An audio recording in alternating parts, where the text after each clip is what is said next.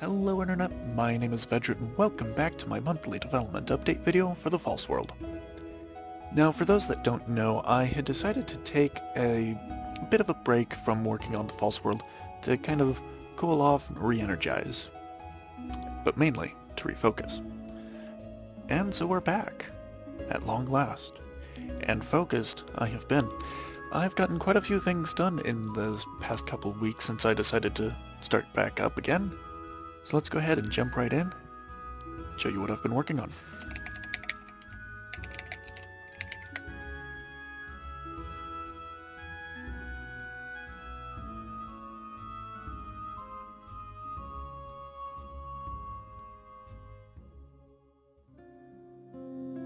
Alright, so here we are logged in, and there's nothing new so far.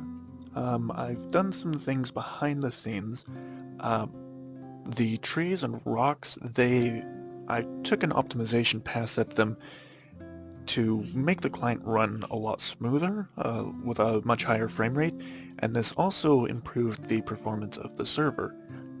Before it would take maybe 10 minutes to start up and spawn all the resources, now it'll do it in about a minute and a half. So that really helps with trying to prototype and make changes to the server. I can rapidly test them. I've also made changes to the construction plots.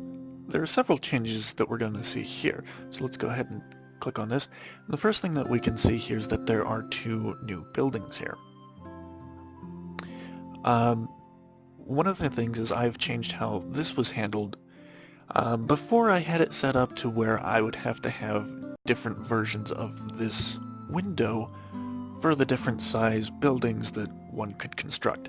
Now it's all unified and set up in such a way that any new buildings can be easily added with very minimal work, and I don't have to have multiple versions of the same thing.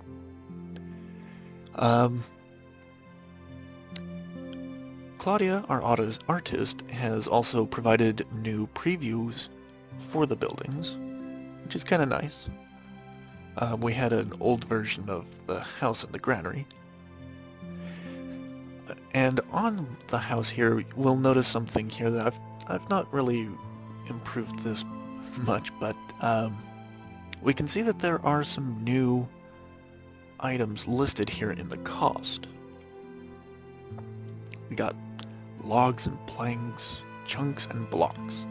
Before we only had the logs that we would gather from chopping down trees and rock chunks from smashing rocks. We'll go ahead and build a house. So what I have done is I've started adding in some of the extra resource types rather into the game to try and start expanding the list. Another thing that you'll notice is that I've changed the items that I start players off with. So we've got a bunch of logs, some granite chunks, some blocks, and some planks. And this pop-up is another thing that I was working on. A while back, I had moved the dialogue from being hard-coded to a separate file just to kind of standardize things as well as open up the possibility of translation and localization. I've done the same thing here to try and kind of do the same thing for items. Like this bag, for instance, we now have some descriptors to it. It is a normal large etherweave bag. Etherwave is a type of crafting component that will be available much later on. It's kind of like a magic fiber. So this bag is a bag that is larger than usual, made of etherweave with no special properties. We'll go ahead and take that, put it down there as normal. The description for the other things is mostly the same as before. I've added in some descriptions for the wood, like it's a soft wood with a soft white color that is fairly lightweight,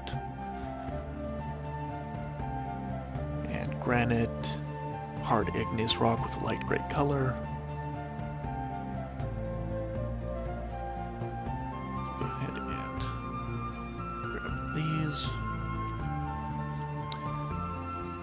Now when we come over here, this now tells us what we need to construct. So we'll go ahead and open up our inventory.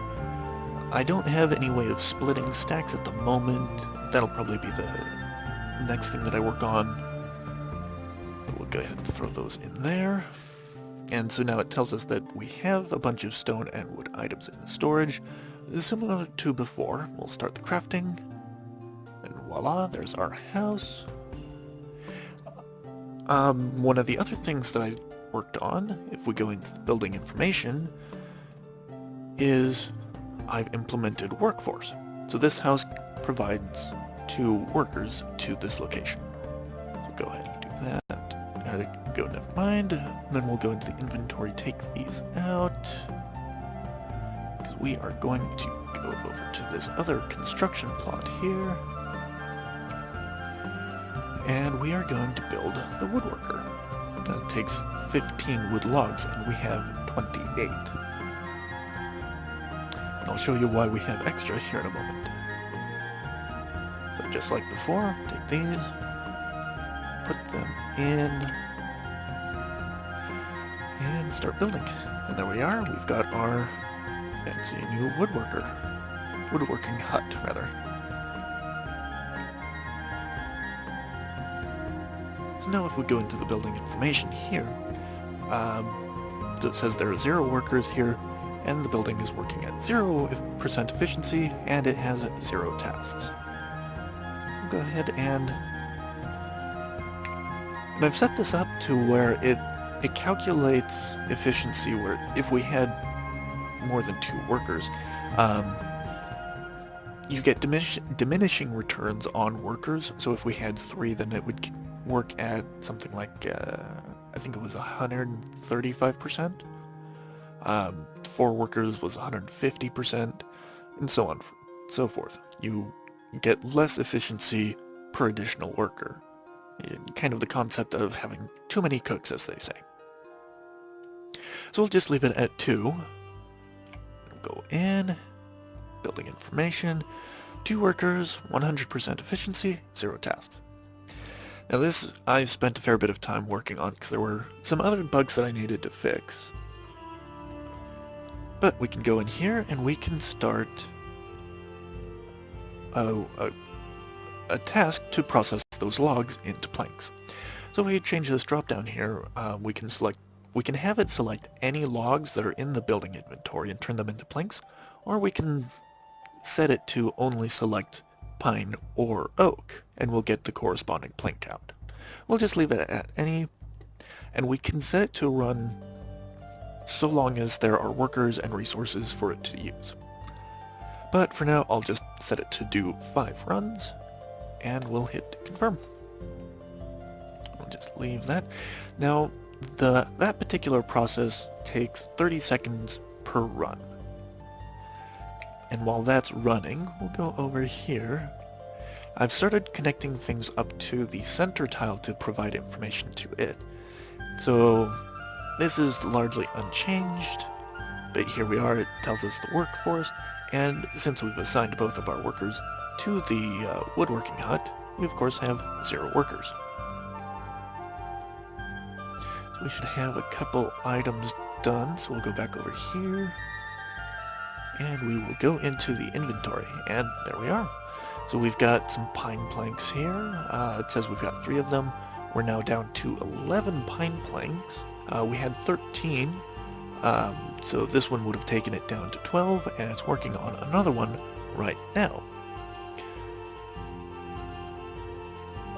In the grand scheme of things, as cities grow and more buildings are constructed, since this does have a rather limited inventory, what it is intended to do is it will report back to the center tile here, and it'll say, I have an item that I have no inventory space for.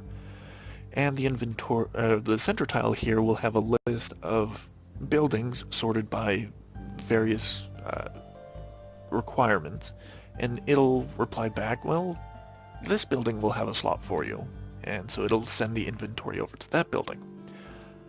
So if we had, say, some sort of storage building over here, and the inventory at the woodworker hut was full, it would send inventory the planks over here. Now, of course, you'll notice that I didn't start users off with inventories to construct all the buildings. Well, that is, of course, because I want players to be able to have an incentive to go out and gather things and continue building up their cities.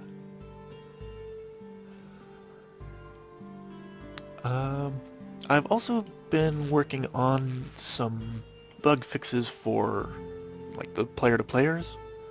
Before, the targeting wasn't working, but now when I click, we get the player name as intended, or the character name rather.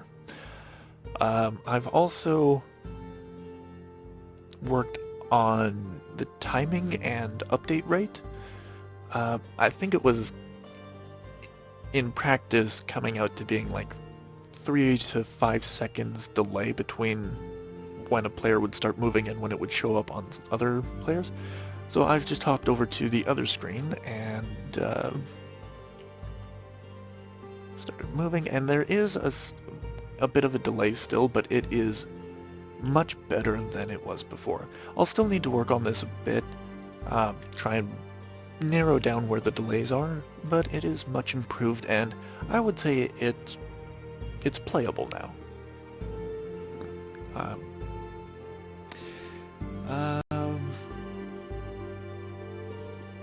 So yeah, that is about it. Like I say, aside from working on various bug fixes here and there on various and assorted things as I came across them, that is just about it. So, until next time, be good.